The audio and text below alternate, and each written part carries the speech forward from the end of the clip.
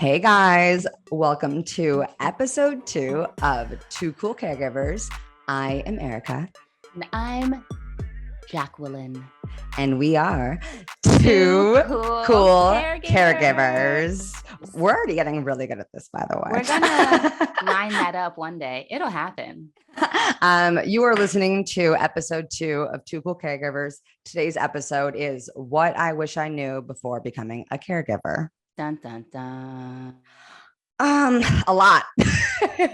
Man. But we're going to try and truncate it for you. We are. I also went on the Mom of My Mom Facebook page and I asked some of the people there what they wish that they knew, and they gave me a very long list. And so once we go through what we wish we knew, we can absolutely go over what some of these other people wish that they knew. I love it.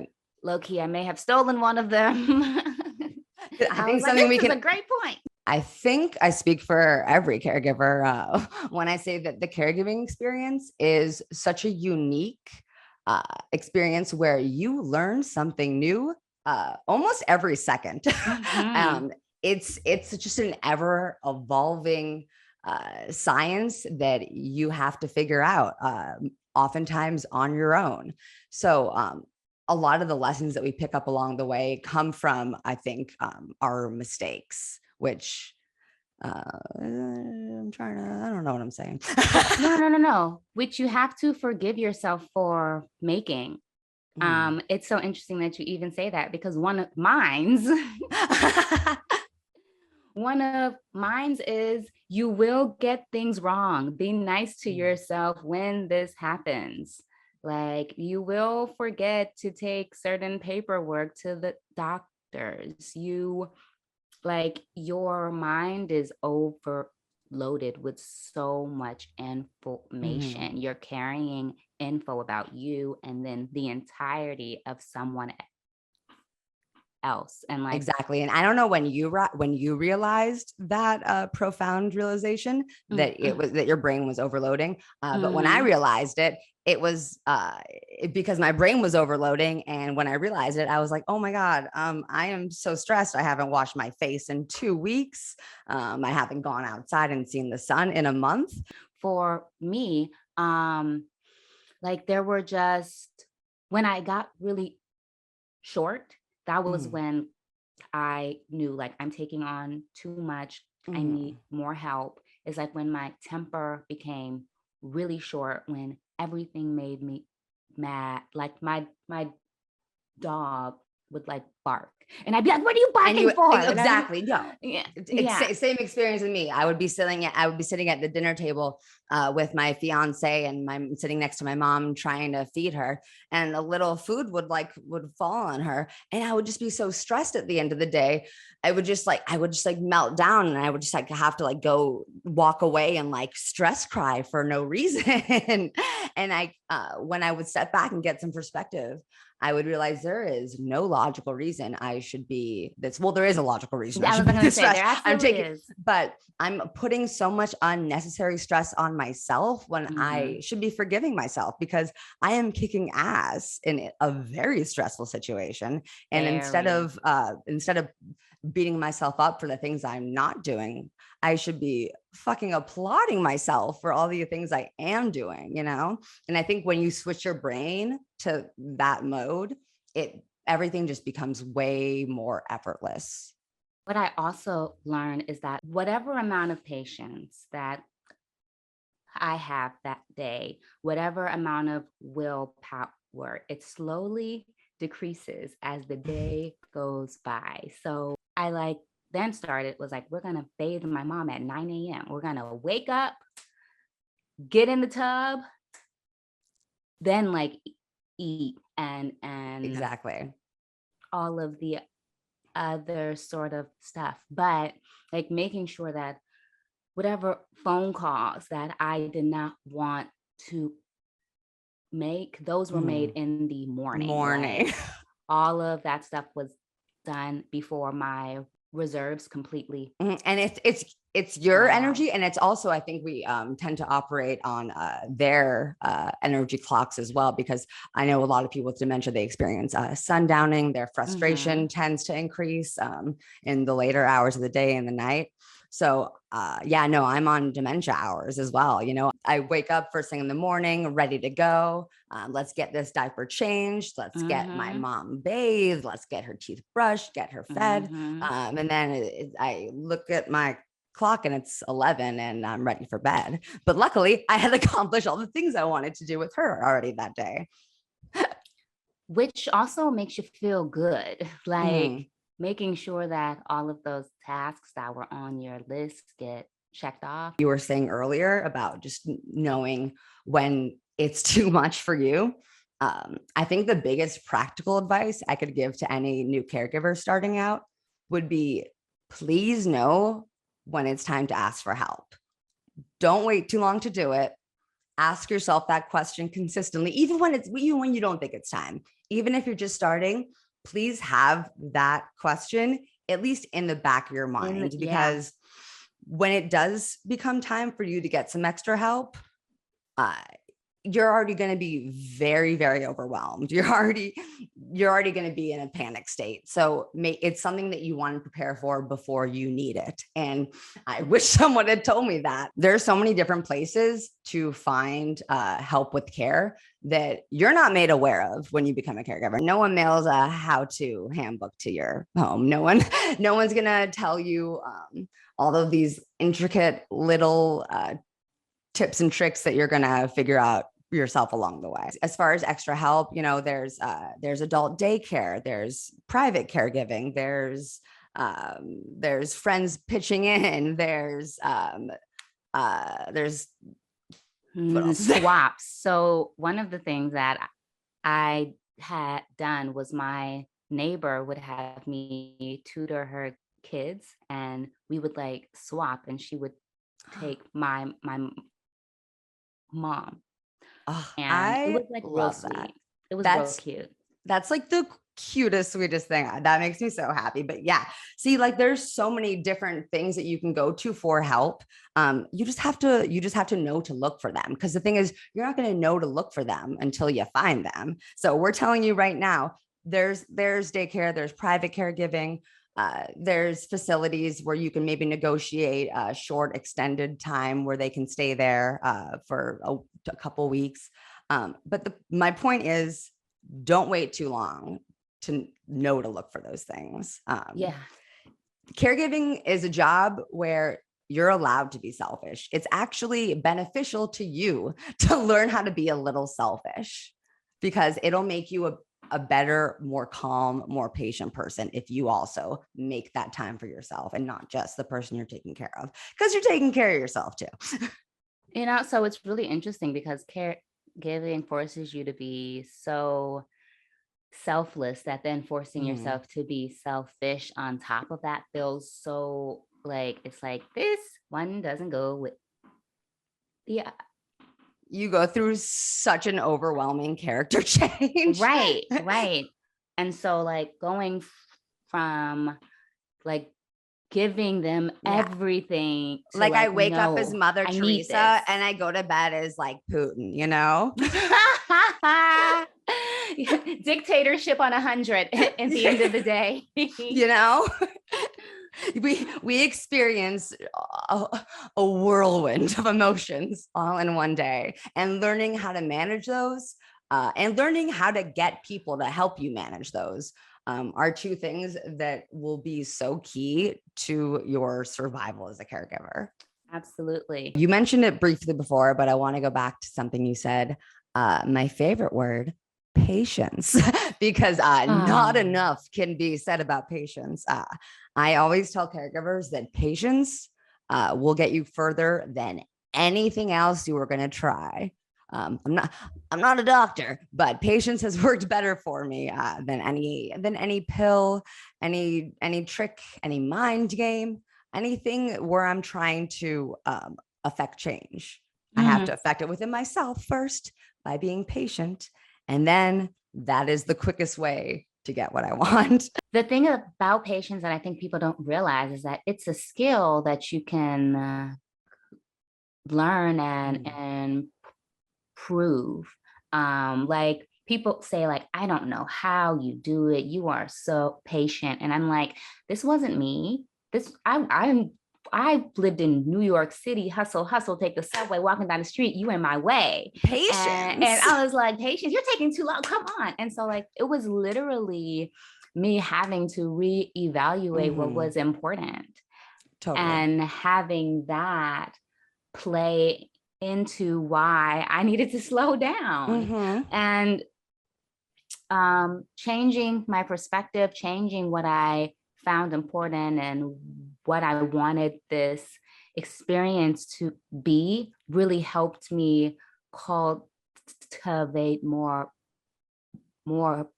patience. 100%. Yeah. And patience, I mean, it's this like just this beautiful, shiny idea that I know for a lot of caregivers might seem so far away and unattainable. I come from the same perspective as you, not being from New York, just being fucking impatient. Yeah. Hey, I don't wait in lines. None of the things. If it requires time, I don't got it. Don't so have yeah, it. Reteaching my brain how to become a more patient person was a process. I'm not gonna pretend like it wasn't a very difficult process to get there. It was, but I can confidently say I am a significantly more patient person now than I was just a few years ago. And you're better for it.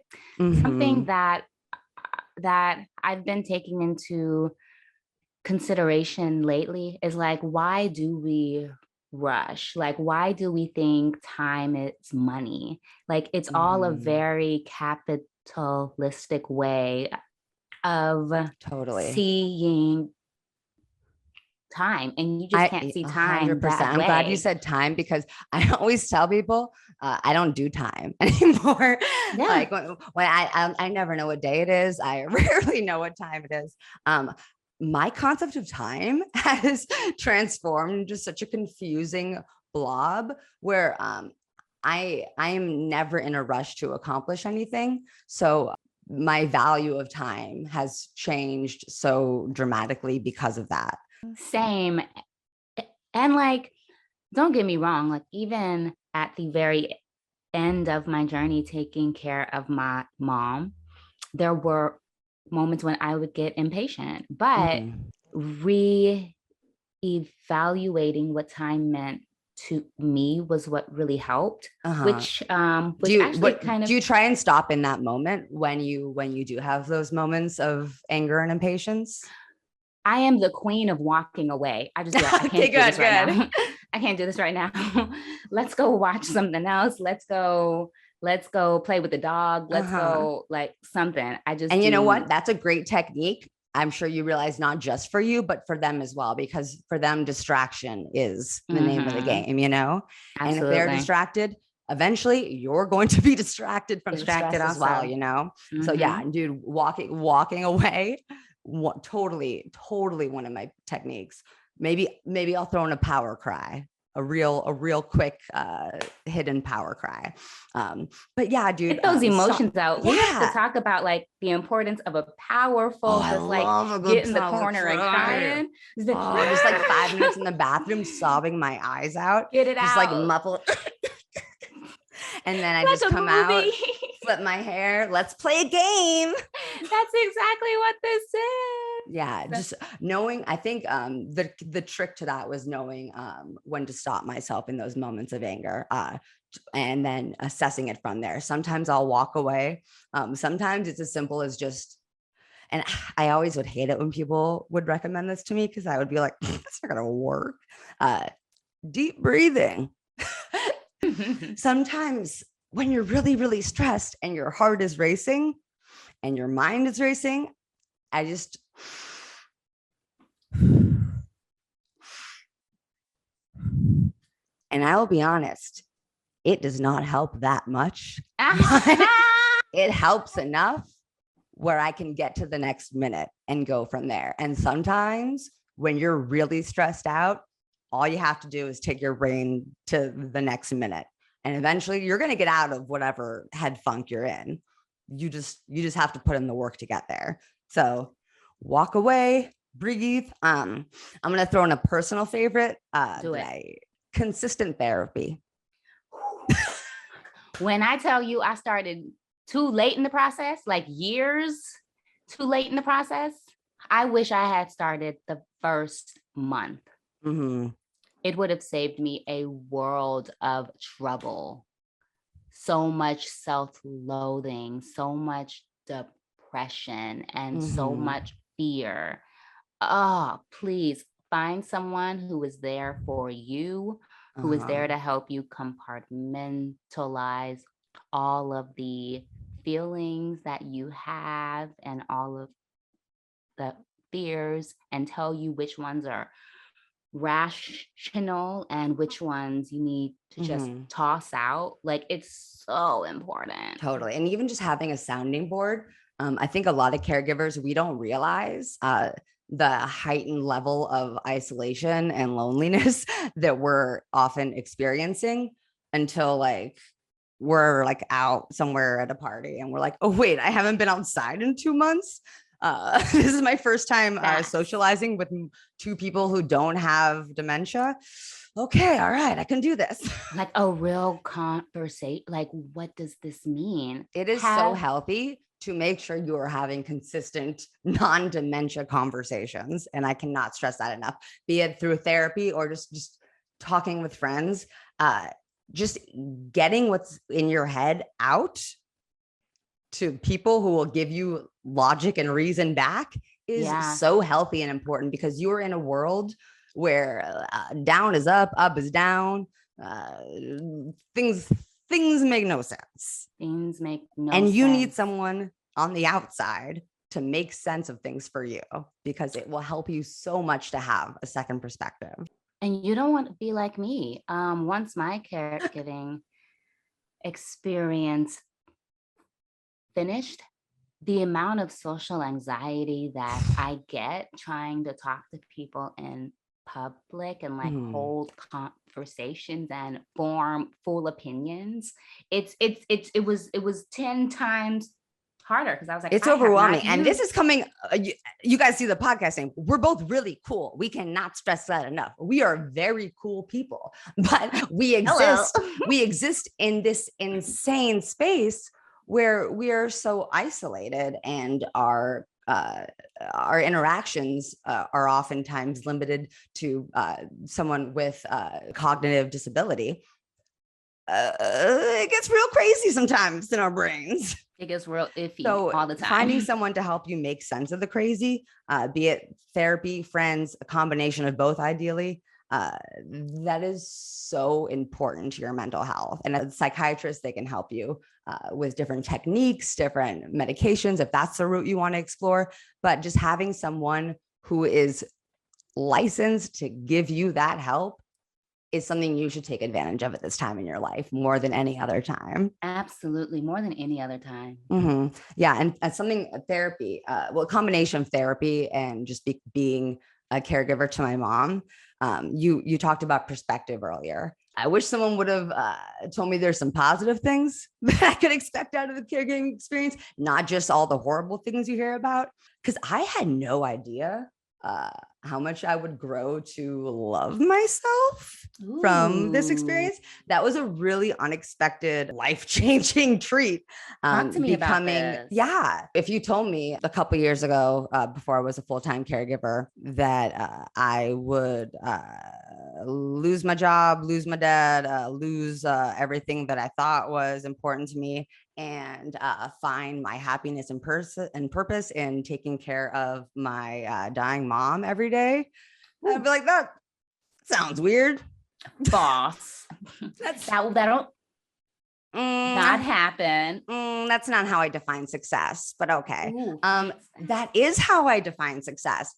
Being a caregiver has totally transformed my definition of success, happiness, what time means, what patience Mhm. means. It will take a lot of effort, but caregiving takes all of your biggest personality flaws, all the impatient little things that you don't like about yourself, and it truly forces you to strengthen those muscles, to become a caring person, to become a patient person, to learn to make time to love yourself. Yeah, so that was a really unexpected bonus that I've picked up along the way from becoming a caregiver. Is I did not know that this would transform me into the best, kindest, most patient version of myself. You know, it's so interesting that you say that because I like myself so much more Right? than I did starting out, partly because I rated myself on such a superficial level. Mm. And so now that I don't rate myself at that, like I genuinely look at other people like, where's your heart? Like, where, like, Not only does it make you a better person, it also makes you hella judgy. and I'm Because like, you learn a level of selflessness that you cannot forget, and you walk around with this selflessness in your head all the time, you know? with everything you do. I have found myself being selfless for people that I shouldn't be selfless for just because I have been Just because you have the in capacity to. Mhm. that, but it's now become my new habit, which is something that I think we should talk about too, like how I have to like stop being so selfless now that Yeah. I'm not Oh, we'll have a whole caring bad habits for episode. someone. A Yeah. whole Oh my bad God. caregiver habits. Absolutely. Things I wish I knew. Mine is being the driver that puts their hand in front of the passenger whenever we stop short, and then when I do it to my fiance, he gets mad at me. I do this Or when we're too. grocery shopping, and I'll pull the cart for him, forgetting that he has the capability to push a cart on his own. It's like, I am a grown man, Erica, Oh please. yeah, so sorry. You're 35. I love it. Okay, so I want to get into like I love all the soul advice, but there is so much practical advice that caregivers would benefit from hearing the second they become a caregiver, because there are so many systems in place that you're going to have to learn. And I hate to be the one to tell this to you. I hope I'm not the one to break it to you. All the systems are really complicated, and they are not built to improve your loved one's life. Yeah, what it is I think there's so few people educated. There's not enough money put towards it. Like Mhm. there's just not enough knowledge. And so it's kind of like kept as like a, well, this is your diagnosis. I guess you stay home and figure it out. Until it started happening to me, I had no expectation that my mom would not get the help she deserves or needs on like a consistent basis, whether that be from like her primary care doctor, who told her she was going to die in a year, like over 2 years ago, or from the neurologist that inaccurately diagnosed her with advanced early onset Alzheimer's for her to only be re-diagnosed with frontotemporal dementia several years later by a different neurologist. There's the healthcare system, there's the insurance system, there's a lot of places where you're going to have a lot of difficulty getting the help you want. And going into those things, knowing you have to be your loved one's biggest advocate. We're so privileged, just being in the position we are, where we can go to a doctor and we can tell them what's wrong with us, and they will give us the care we need because we can communicate what's wrong with us. In a dementia situation, that's not always the case.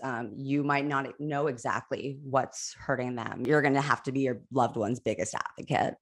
In every situation, you're going to have to rally for the care they need. You're going to have to make the phone calls, do the paperwork, find the loopholes, and it's going to be exhausting. I'm saying this from the perspective of someone who's no longer caring for their parent.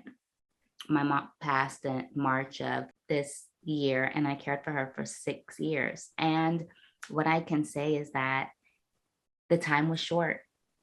And it's so interesting because my friend, she cared for her father for 15 years. Oh, And she wow. said the same. She said it was long, but it was also so short. Mhm.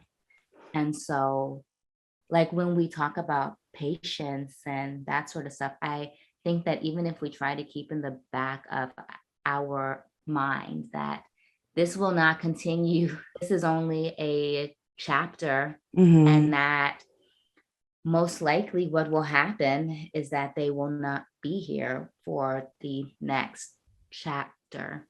And Mhm. so keeping in mind that though it may feel like a long time, 6 years felt like a long time, but now that she's not here anymore, it felt so short.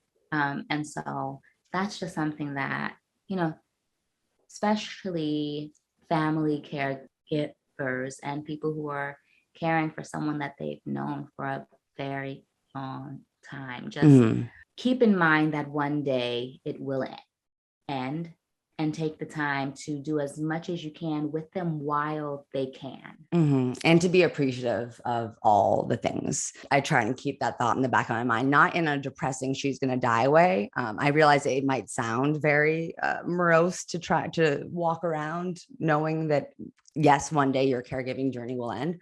To be entirely honest, that thought, it does not depress me. It kind of propels me to love her more, to be there in the moment more. In the beginning of my caregiving journey, all I thought was about the day my mom is going to die. I thought about it all the time. I was always crying about it. And then eventually I realized the time I'm spending crying about it, I could be investing that time in enjoying my mom, because that moment that I'm crying, that might be the best, most lucid, clear, happy moment of my mom's life. And I am not going to miss out on that moment because I don't know how to deal with all the sadness. So I take the sadness, and instead of crying over it, I just try and enjoy it. When we walk down the stairs every morning, she doesn't walk well. It's about a 30-minute trek down that mountain of 13 stairs.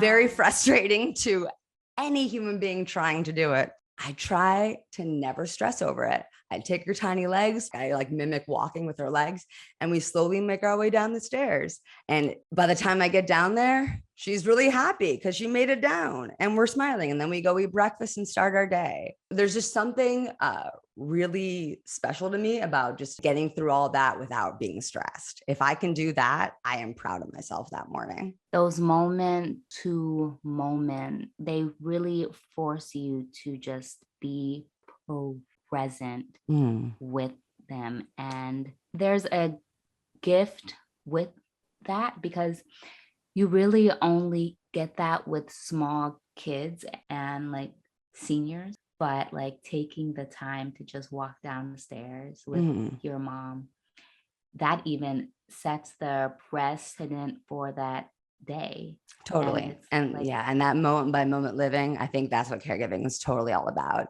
Just like taking every moment, just take it slowly, and take it in as fully as you can, yeah, because you don't know what the next moment's going to be. You might be getting hit in the next moment, you know, right. you might be having a beautiful moment laughing, but the next moment you might be getting hit in the face. So enjoy the one laughing while you can. Enjoy, soak it in. I feel like that's a lot of good first advice to pile on.